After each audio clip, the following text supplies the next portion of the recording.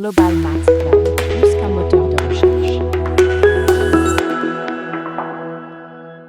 Bonjour, salut à tous et bienvenue sur cette autre séance de mathématiques. Aujourd'hui, nous allons parler de série de Fourier. Alors, série de Fourier. Bien, avant de commencer, pour la petite histoire, Joseph Fourier, parce que cette notion vient de Joseph Fourier, qui est un mathématicien français né le 21 mars 1768 à Auxerre.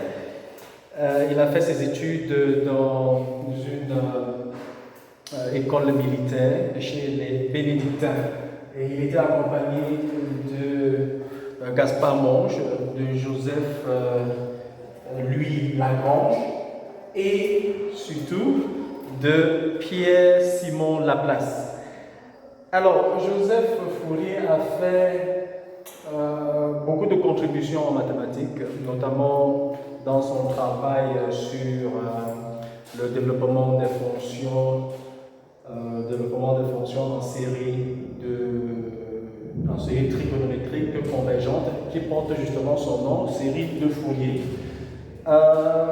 Donc, entre autres, il a été chef de Polytechnique en 1797, il n'avait que 29 ans. Et justement, il remplaçait Laplace à ce poste-là. Bien, sans plus tarder, nous allons effectivement commencer avec ce cours sur la série de Fourier. La première des choses, c'est de définir ce qu'on entend par série de Fourier. Donc, définition.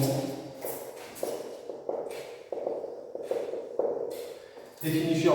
Alors, une série de Fourier est une série, justement, dont le thème général est UN, mais avec ce N qui est égal à AN cosinus N oméga T plus BN sinus N oméga P. Alors, AN, BN, oméga T sont des réels et N entier naturel. Donc, voilà ce qu'on entend par série de Fourier. Mais laissez-moi vous dire que l'objectif principal de l'étude des séries de Fourier, c'est le suivant. Donc, objectif. Pourquoi est-ce qu'on étudie les séries de Fourier? Donc, étant donné une fonction périodique et continue par morceaux, il est question de trouver une série de Fourier associée justement à cette fonction, c'est-à-dire une série de Fourier qui va converger vers cette fonction. Alors, si on a f une fonction périodique et continue par morceaux, alors il est question de trouver une série de Fourier, justement qui sera associée à f, de telle sorte que f de t soit égal à f de t. Donc voilà la mission qu'on se donne lorsqu'on veut étudier les séries de Fourier. Alors, qu'est-ce qu'on fait maintenant? Nous allons voir quel est le candidat pour cette série de Fourier-là. Donc, une autre définition pour ça. Nous allons définir ce qu'on entend par série de Fourier associée à une fonction. Donc, série de Fourier associée à une fonction. Alors, lorsqu'on se prend une fonction périodique de période t et continue par morceaux, nous allons dire que SF de t, une série de Fourier associée à la fonction t, sera égale à A0 de f plus somme de AN cosinus n oméga t plus somme de Pn sinus de n oméga t. Alors ici, nous allons prendre n allant de 1 à plus l'infini, ici n allant de 1 à plus infini. Là, le plus important, c'est de savoir que ces coefficients dépendent de f, donc je vais ajouter un petit f là, et revenir les définir ici. Donc A0 de f sera égal à 2, sera égal à 1 sur t, intégrale de alpha plus t, f de t dt, avec alpha, un nombre réel. Bien. Après avoir défini ceci, nous allons aussi poursuivre avec la définition des autres coefficients de Fourier, a n de f. Ici, on aura 2 sur t, intégrale de alpha à alpha plus t, f de t, pas dt, mais f de t cosinus de n oméga t dt. Et la même chose pour bn de f, ça sera 2. J'espère que tout le monde voit de ce côté. Alpha plus t, f de t, sinus de n oméga t dt. Alors le plus important, c'est qu'il faut mentionner oméga est égal à 2pi sur t, où t est la période de notre fonction. Rappelez-vous, nous avons pris une fonction qui est périodique de période t. Donc, lorsqu'on a défini une série comme ça, c'est une série de Fourier, parce que c'est sous cette forme. Et comme les coefficients aussi dépendent de f, nous allons dire que c'est une série de Fourier associée à la fonction f, une fonction qui est périodique et continue par morceaux. Alors, avant de poursuivre, nous allons parler de quelque chose d'assez intéressant qui est ce qu'on appelle condition de Dirichlet. Alors, condition de Dirichlet. Alors, on dit qu'une fonction périodique satisfait aux conditions de Dirichlet lorsque cette fonction est continue par morceau, justement, et C1. En réalité, on dit satisfait aux conditions de Dirichlet ou alors que la fonction est C1 par morceau. Donc, c'est quoi ces conditions? Il va falloir que la fonction soit continue, dérivable, et que la dérivée première soit continue, sauf en un nombre fini de points particuliers sur une période. Et que en ces points particuliers, la fonction f et sa dérivée admettent des limites finies à gauche et à droite. Donc c'est ça qu'on appelle condition de Dirichlet.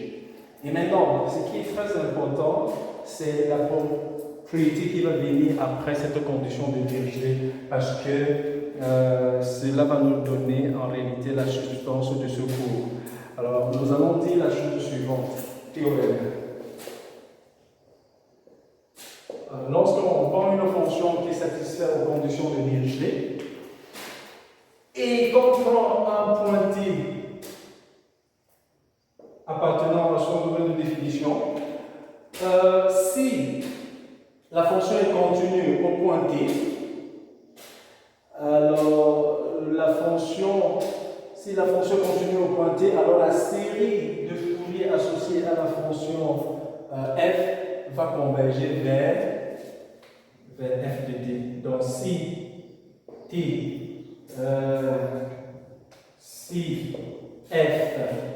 est continue au point t, alors f de t égale à f de t. Alors sinon,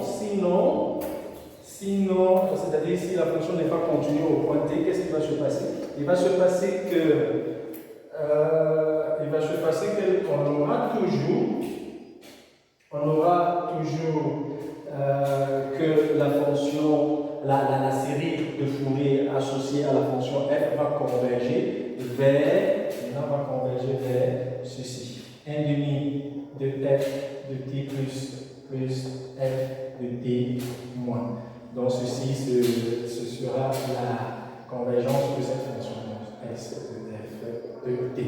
Maintenant, il va falloir que je définisse c'est quoi f de t plus. F de t plus est tout simplement la limite de f de x quand x tend vers t à valeur supérieure. Et f de t moins, c'est la limite de la fonction f de t quand x tend vers t par valeur inférieure. Donc voilà, c'est cette propriété, ce théorème fondamental qui résume ce cours sur les séries de Fourier. Et à la fin de tout ça, nous allons prendre un exercice d'application pour illustrer ce que nous venons de dire. Alors, un mot sur Dirichlet. Alors, Dirichlet, c'est un mathématicien français. Tout son nom, c'est Johann Peter Gustav Lejeune Dirichlet, un mathématicien allemand. Un mathématicien allemand qui est né le 13 février 1805 à Turin. Il a fait ses études justement en Allemagne et après il a voyagé pour la France où il a mené des études supérieures sous la conduite de Legendre, Laplace et même Fourier. Alors de retour en Allemagne, il rencontre le grand Gauss avec Jacobi. Il a travaillé avec ces deux grands esprits de mathématiques. Et justement, il a remplacé Gauss à la chaire de l'université de Göttingen. Alors, Dirichlet décède le 5 mai 1859, alors qu'il avait 54 ans. Donc voilà pour la petite histoire sur Dirichlet.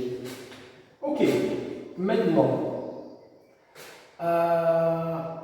avec tout ce que nous venons de dire, est-ce qu'on peut avoir des techniques particulières pour pouvoir calculer efficacement les coefficients de Fourier? Oui, on peut le faire, et puis j'aurai besoin de cet espace.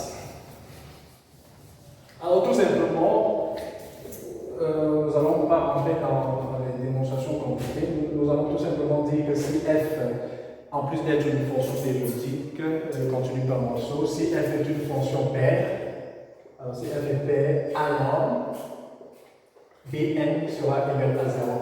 Alors Bn égale à 0, quel que soit n supérieur ou égal à 1. Et à n, avant peut-être à n, nous avons d'abord A0. A0 qui est égal à 2 sur t est égal à 0 à t sur 2, f de t dt. Ça là c'est pour A0. Bien. Si on peut calculer A0 de cette façon, comment est-ce que nous allons pouvoir calculer AN? AN sera 4 sur t est égal à 0 à t sur 2, f de t cosinus de n oméga t dt. C'est dans le cas où f est une fonction paire. Si par contre f est une fonction impaire, alors qu'est-ce qu'on va dire? On va dire que AN de façon générale sera 0 pour tout n appartenant à grand N, et Bn sera comment? Sera 4 sur t est égal de 0 à t sur 2, f de t sinus de n oméga t dt. Donc voilà ce qu'on va dire, comment on va calculer facilement et rapidement nos coefficients de Fourier lorsqu'on connaît la parité de notre fonction. Et nous allons appliquer ça dans un exemple bien choisi tout à l'heure. Alors, avant de continuer, avant de passer à l'exercice d'application, nous allons prendre l'égalité de Parseval. L'égalité de Parseval. Alors, cette égalité dit quoi? Égalité de Parseval Cette égalité dit non seulement une fonction périodique continue aussi par morceau, mais on n'exige pas à cette fonction de satisfaire aux conditions de Cauchy. Dans ce cas, nous allons avoir cette égalité. Alors 1 sur t, on a alpha, on va prendre alpha tout simplement. Alpha, ensuite alpha plus t, f de t au carré dt, et ceci serait égal à a0 carré plus n demi de somme de an carré plus bn carré. N allant de 1 à plus l'infini. Alors, je brosse rapidement l'essentiel sur le cours série de Fourier pour vous permettre de pouvoir mieux vous armer et d'être capable de résoudre vos problèmes sur les séries de Fourier un peu plus tranquillement. Bien, donc, pour la petite histoire sur Parcheval, c'était un mathématicien français né le 27 avril 1755 et il est décédé le 16 août 1836 à l'âge de 81 ans. Bien, donc voilà résumé en gros le cours sur série de Fourier. Exercice d'application. Donc nous allons prendre un exercice d'application, présenter en détail comment on pourra utiliser ces informations et commencer à être efficace dans la résolution des exercices concernant les séries de Fourier.